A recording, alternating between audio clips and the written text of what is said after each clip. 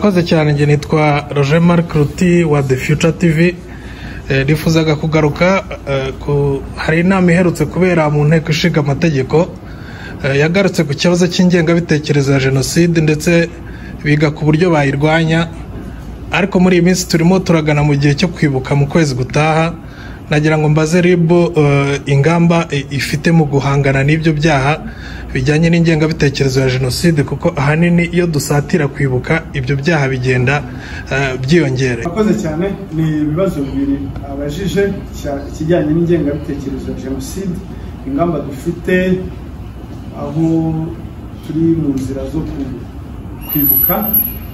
Nibyo koko ingamba zo kurwanya ingengabitekerezo ya jenoside zigomba guhoraho, kuko hari iyo tubona nubwo igenda igabanya ubukana, ibyaha bigenda bigabanya ubukana biva mu bikorwa bibabaje by'ubugome bijya mu magambo,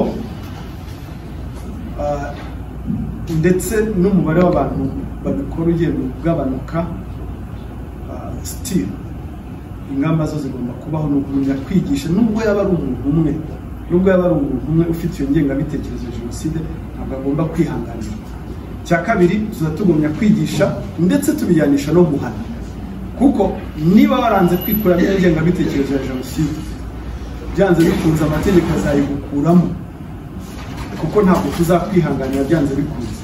Ingengabitekerezo ya jenoside turabizi ko ni kimwe mu bintu bisenya inkingi y'ubumwe bw'abanyarwanda tutagomba kwihanganira. Rero muri iyo minsi twegereje kwibuka, koko tujya tubona ko imibare izamuka, turihanangiriza abantu bose bafite izo mvugo ndetse n'ibikorwa bigaragaza ingengabitekerezo ya jenoside, guhakana, kuyipfobya. Turabibona bihisha inyuma ya za social media. Ibyo nabyo turabihanangiriza byanze bikunze bazafatwa aho wabivugira